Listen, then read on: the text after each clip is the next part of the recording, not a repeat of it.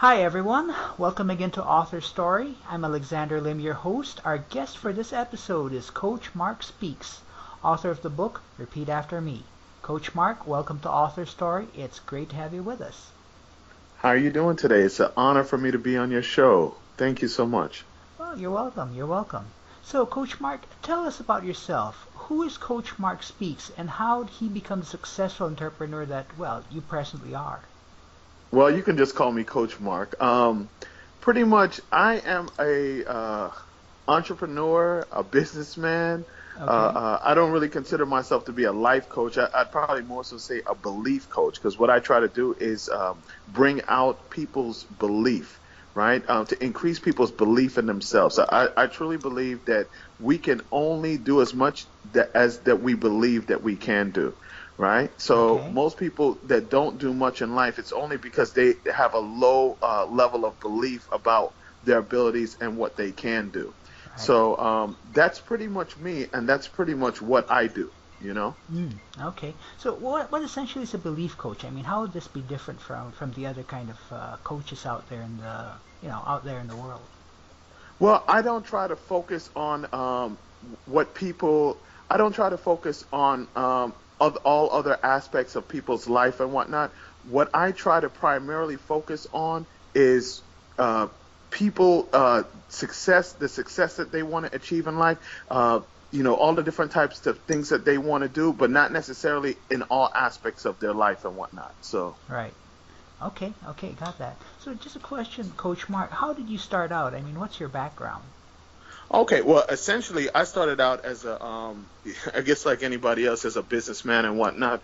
I've had several businesses. I mean, going back, even when I think about going back to when I was a child, Uh right? huh. I was always an entrepreneur, right? I was Okay. always into trying to start some sort of a business and whatnot.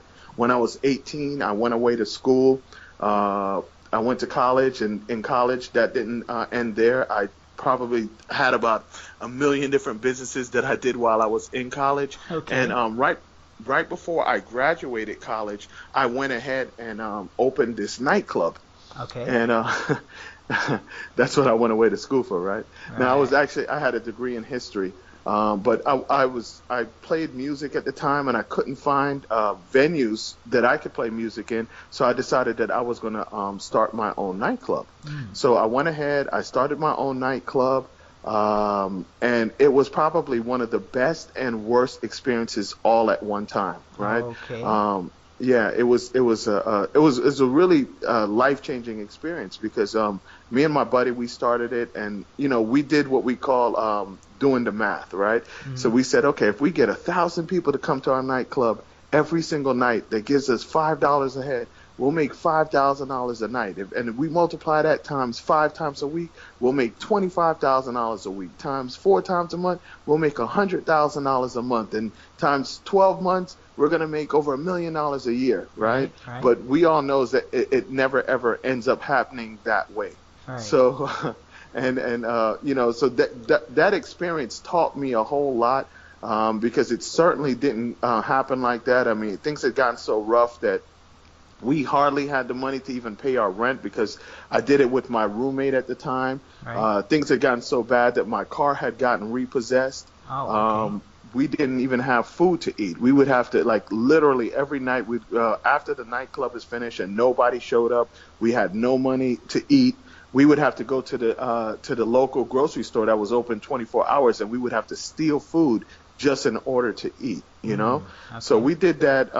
We had that experience for about a year and a half, and then till I just couldn't do anymore, didn't do it anymore. And I had just graduated from college, but I always knew that I wanted to be an entrepreneur. I knew I didn't want to work for anyone. Right. That wasn't the path for me, and I was just kind of at a really difficult crossroads because I didn't know what I was going to do. And fortunately, one of the skills that I had learned, because I had the nightclub, was I had to design all my own promotional material, Okay. and people liked the work that I did. So I went ahead and turned that into. It started off really just as a hustle because now I really didn't have any form of income, so I just started doing it for people, and ended up turning that into a multi-million-dollar business. Mm. Nice. And do you still run that business? I mean, is that Yeah, I still own that business. okay? I've sized it down. So this is probably not to date myself too much, but this is probably, I think I started the nightclub about in 1997, and probably closed it down towards the end of 1998. I started this business. Really, it wasn't even a business in the beginning. It was just a way for me to make a couple extra dollars here and there. And then when it really started, then I came to a point where I said, you know what?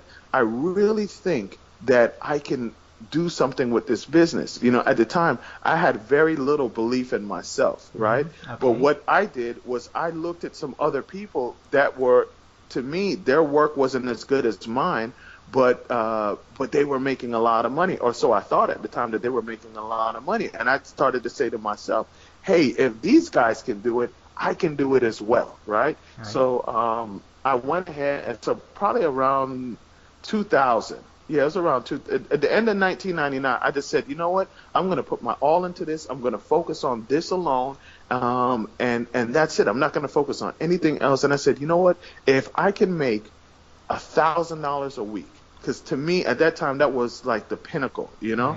And I remember my dad always was talking about making $50,000 a year, and that was, so to me that was the benchmark. If you could make $50,000, if I can make $50,000 a year, my parents will approve of what I'm doing, right? They won't think I'm a loser. So I said, okay, I'm gonna do this. I'm gonna make $50,000. I'm gonna try to make $1,000 a week. And if I can do that, then everything will be okay. And I think within the first year, I was making over six figures, you know, from scratch, from nothing. And I turned it into a multi-million-dollar business, you know. And then from there, in 2009, I branched off into real estate. The market that I was in, Atlanta, of course, you know, that was right after the housing crash. I just took advantage of a lot of the opportunities that were available, and I was able to buy a nice sized portfolio of houses. And then, so probably by about 2013, 2014, I just decided that this is what, you know, what I want to do, because I study success and I study the most successful people, and I'm always looking for ways to improve myself and to help others around me improve. And around 2014, I said, you know what, I'm just going to spend, I have enough passive income coming in from my investments that I really don't have to go to a job, go to my office and work. I can have other people work for me, and I'm going to just focus on helping people for the rest of my life, helping myself get to another level and helping other people get to another level as well. Okay, cool, got that. So, Coach Mark, what made you decide to write out Repeat After Me? Was there an incident or something that made you think, you know, I really should write this? Yeah, you know, I've wanted to write a book for some years now, and I played back and forth. I probably have about 10 different concepts that I started, and nothing really stuck with me. Then as I started studying people, like my friends and family members and whatnot, and I got into books. To be honest, like growing up, I hated reading books. I remember when I was about 5 or 6 years old, on Sundays, my dad would try to teach me how to read. And he was, you know, he could be impatient at times, and he would yell at me because I wasn't reading correctly or something. And and I think that I developed a hatred of reading, you know. So I didn't want to read. I would only read the minimum that I would have to read. Like nobody had never told me that everything that I need to take my life to another level is inside of a book, right? So I probably didn't start reading for real until I was about 30 years old, which is about 10 years ago, because I just turned 40 this year. And since then, I'm looking at my library right now. I probably have over 1,000 books at my house. So, but what happened for me is, and that's not even including audiobooks, ebooks. I mean, I have thousands of books. And but what changed for me was the fact that I realized that, like I said earlier, everything that I need to take my life to another level is inside of a book. So what I did was, so what I wanted to do now is that, and I realized that so many people could change their lives if they would just start reading. So I wanted to create a personal development book that was easy for someone to read, that wasn't intimidating. A lot of times people get these books that look like the Bible. I mean, nothing against the Bible, but have all these words in it and he's like, oh, there's no way I can read that. I don't have enough time, you know? Right, right. So I knew that I wanted to create a book that had big words in it, that had multicolor writing in it, and that was simple, that people could take in small chunks, you know? Okay. And that's how I came up with Repeat After Me. Okay, right. But was there any particular time that you thought, I really got to write this book? Yeah, my whole life. Okay, all right, okay. I mean, as I dug deeper into personal development, because that's what I preach and teach is personal development, just constantly improving yourself. And as I studied it more and more and more, and I realized that, man, what happens to most people is right after they graduate high school, or for the people that went to college, once they graduate college, that's when learning ends, right? They feel that, okay, I've learned, I've read all the books I need to learn, and that's where learning ends. And that's why most people stay stagnant in their life, Right. Jim Rohn has an awesome quote that says, formal education will make you a living, self-education will make you a fortune, right? So okay. I think that once people really understand that, right, that learning doesn't end at 18 or at 22 or 23 when you graduate from college. Learning is a lifelong event, and you got to always constantly be learning. I just read something the other day. I saw an interview, and it said Warren Buffett, which now is the third richest man on the planet. He just got surpassed by a man named Amancio that's out of Spain. But he's the third richest man on the planet with a net worth of like 67 or 68 billion dollars. He's 85 years old, and this man still reads 5 to 6 hours every single day. Wow. Every single day. Right. So if he deems it necessary to read 5 to 6 hours every day, has more money than he'll ever need, right? And he's 85 years old. I need to continue learning as well. So I try to read myself, or take in 4 to 5 hours every day of new information. Right. Interesting. Okay. Yeah, that's definitely an interesting point right there. So in your book, you came up with a total of 30 topics for your book. Did you originally start out with 30 topics, or did you have more and then you pared it down, or you had less and then you added on as you went along? I had more topics. Like I said, I played with a couple different concepts for putting the book together for a while. Right. And then it hit me probably like the middle of last year, like, okay, this is how you need to break this down. And I think I had more topics, but then what I did was I kind of narrowed them down a little bit, and that's how I came up with 30. Okay, I got that. But I don't think I had too much more than 30, I maybe had a few more. Maybe some of the topics that I had were a little redundant. So I just kind of sized it down to a point where it made a little bit more sense. Okay, all right, got that. Now you mentioned because I went through the book. I mean, it is definitely set out differently from ordinary books. It's got a lot of Absolutely. Yeah, it's got a lot of graphics in it, and the font is big. It's easy to read, and it's sort of set kind of like a workbook with 7 easy to read sections, affirmations, lessons, words of wisdom, stuff like that. Yes, sir. All right. So I love how, you include the books and the authors, in your chapters itself, rather than just stuffing them all in the back with the indices and all that stuff. Was this a conscious decision on your part, or did this thing just kind of happen as part of the evolution of the chapter? What I wanted to happen is that most people don't get to the end of the book, right? Most people, when they read a book, they don't get to the end of the book, or even if they do get to the end of the book, they don't read the appendix or anything like that. So I wanted that, I have 30 different topics, right? 30 different subcategories or whatever. And I wanted to, if someone only reads 5 of them, right, that they got everything that I had on that particular subject, right? So they were able to go in, they were able to study one topic, right? Whether it be confidence or skills or any one of the top goals, networking.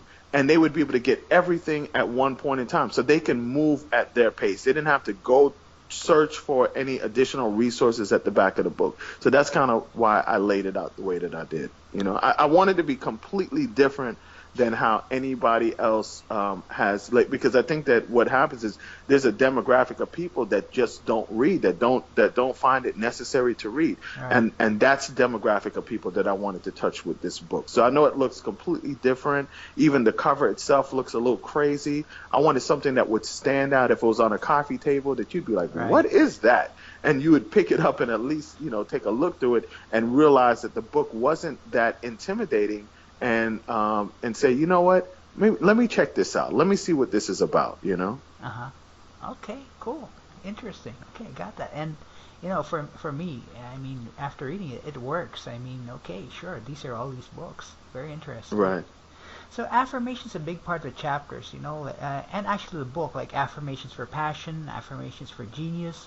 And this is something that's not often included in personal improvement books. What made you decide to include affirmations?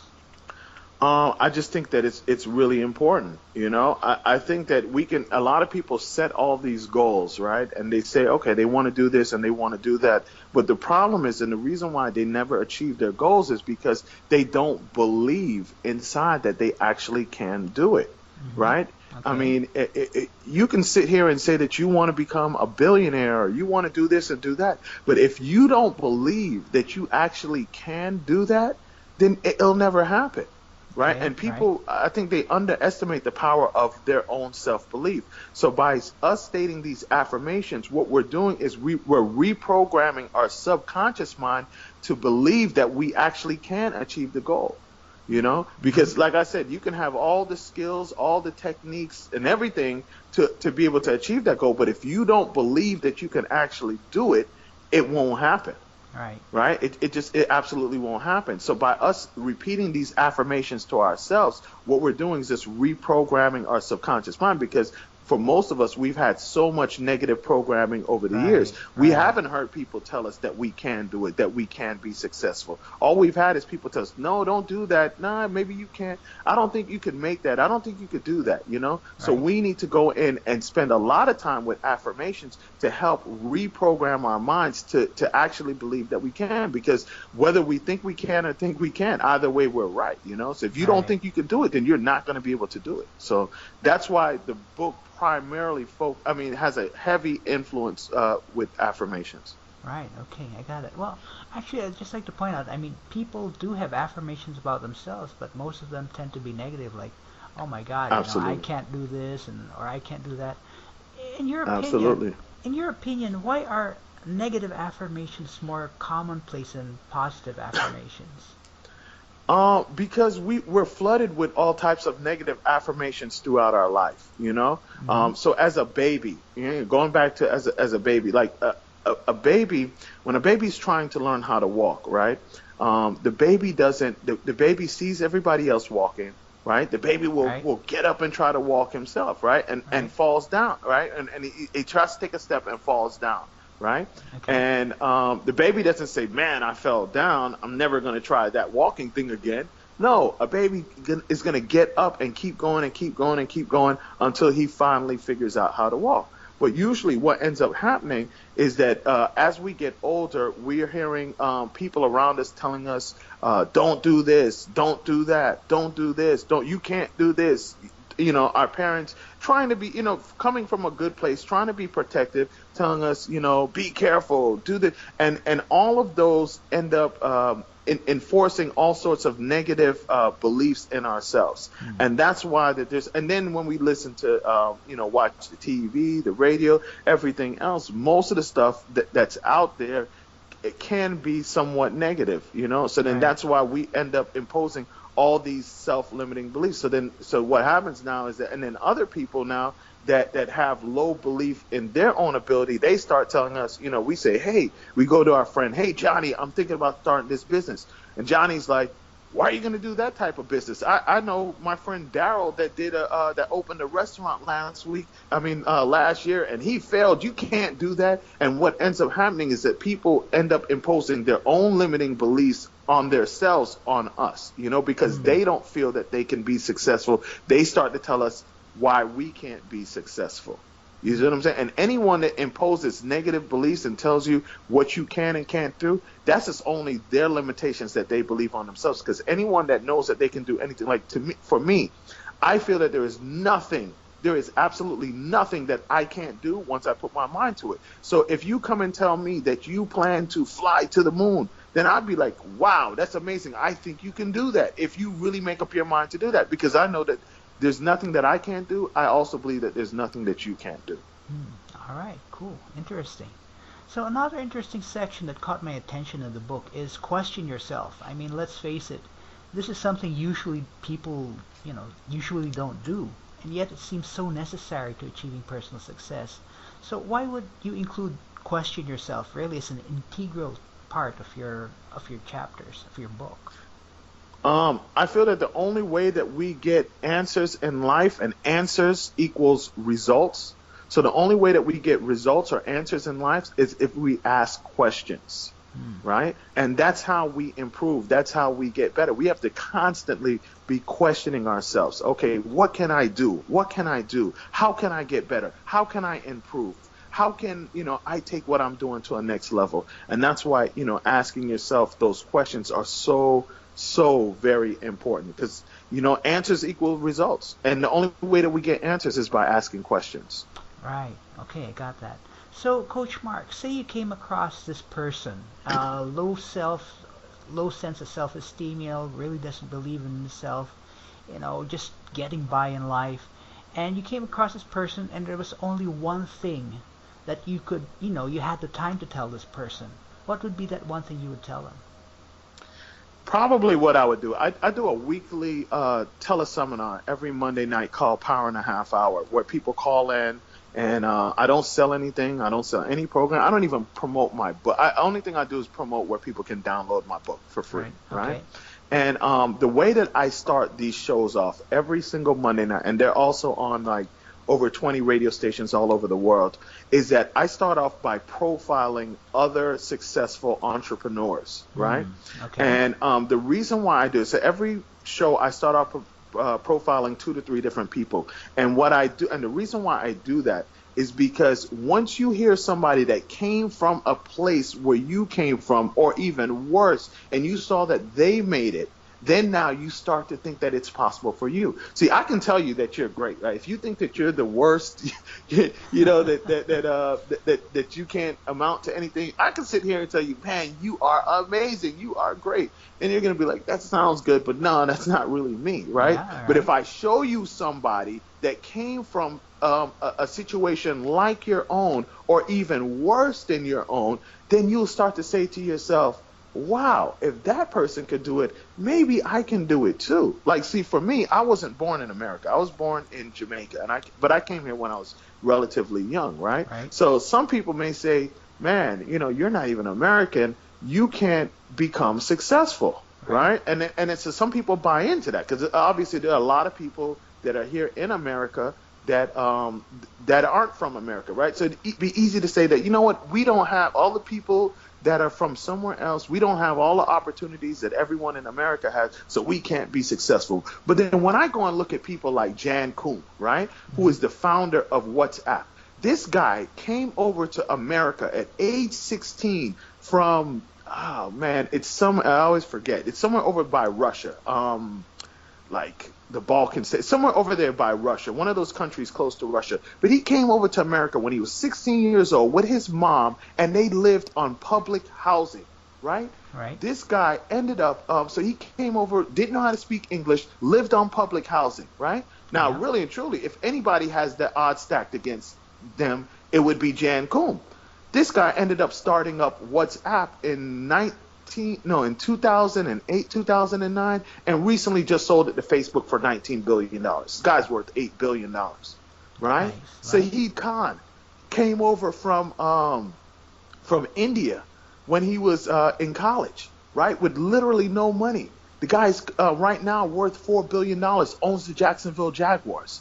Elon Musk came over from South Africa, went to Canada first, didn't have any money at all, came to Canada with like $100. Now he owns Tesla car company. He was one of the founders and owners of PayPal, and he owns SpaceX, worth billions of dollars. So I can give you examples and examples and examples of people that started out with literally nothing, that came over here from another country, that became successful. Right? If someone's older, I know people that are older, right, that say, you know what, it's too late for me.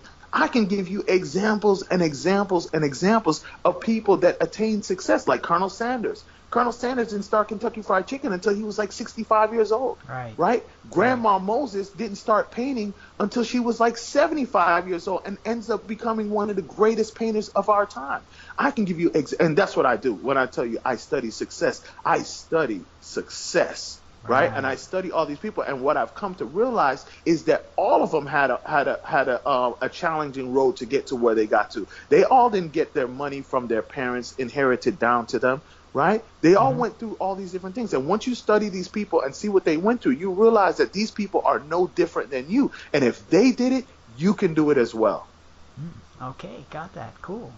So, Coach Mark, what's your ultimate vision for your book, or even for your platform of belief? What would you like to have happen at the end of all this, in other words? Oh, man, I would love, to start off with my book, I would love for it to be used all over the world, I truly believe that life doesn't change until you change.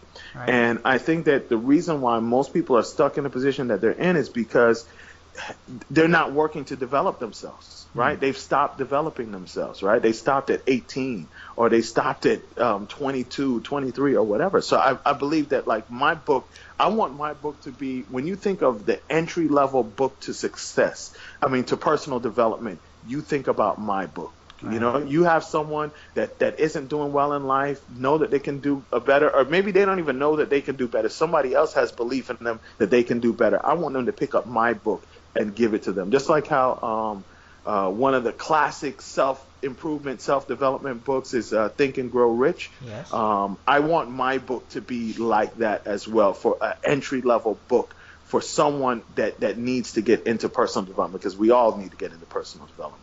And then as far as for my movement, I just want to be able to touch lives all over the world. I want to be able to travel all over the world and inspire, encourage, and motivate people, to let them know that there's so much that they can do. A lot of times, people are limited by their own beliefs, and maybe their surroundings and all the stuff that's going on around them. And I want to let them know that there is no limit. The only limit to what they can do is the limits that they impose on themselves.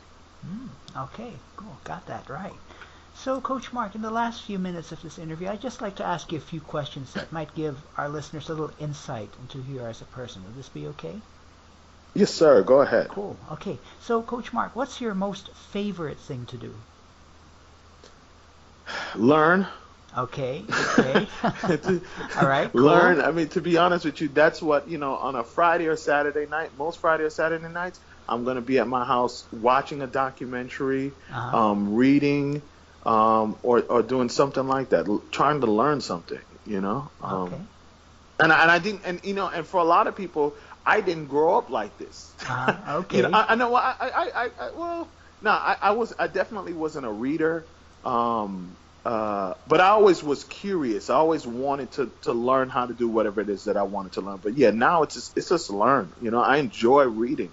I enjoy learning new information. Not just reading for the sake of it, but right. Taking in new, learning new information and whatnot. Okay, got that. Cool. So, what is your least favorite thing to do?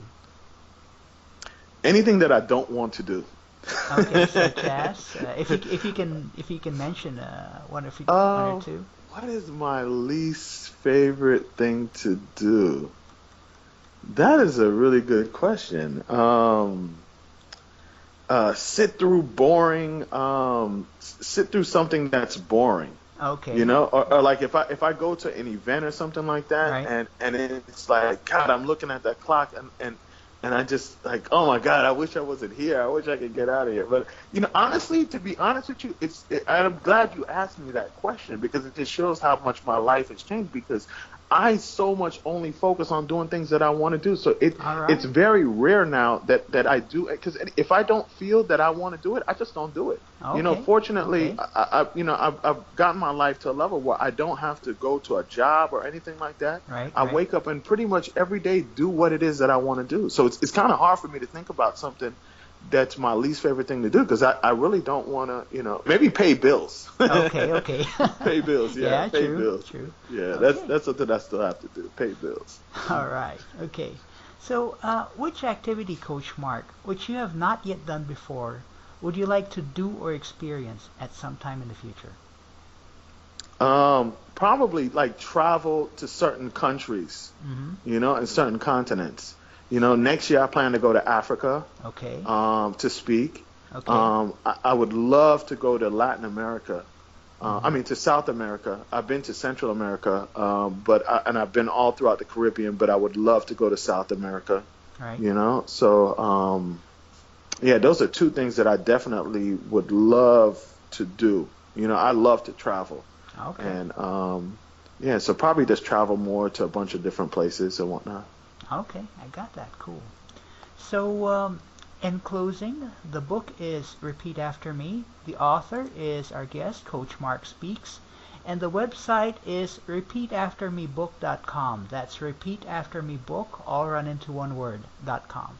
And for the benefit of our listeners, Coach Mark, you're giving your book away for free online. Is that correct?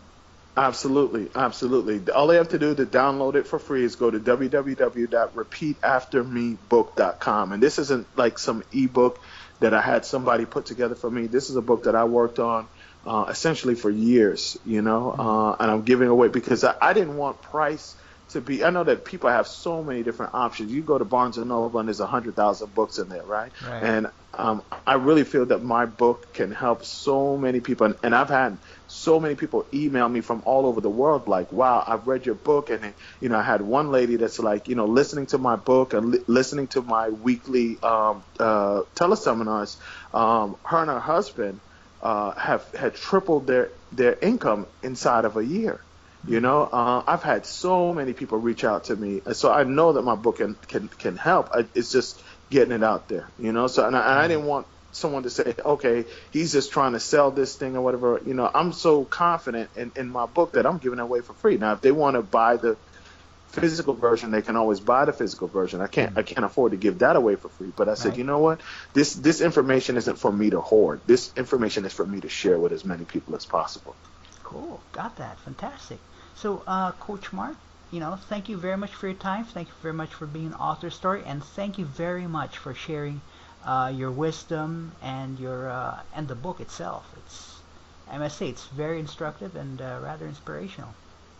Thank you, and I appreciate you, and it's my honor to be on this show. So thank you so much for taking your time and just exposing me to your listeners. I truly appreciate that. Well, thanks, and much obliged with that. Thanks very much. You're welcome. And there are lots more inspiring author stories to tell. If you'd like to be on top of the newly released books and interviews, just click subscribe on our channel. And we'll be back next time on Author Story with another inspiring author.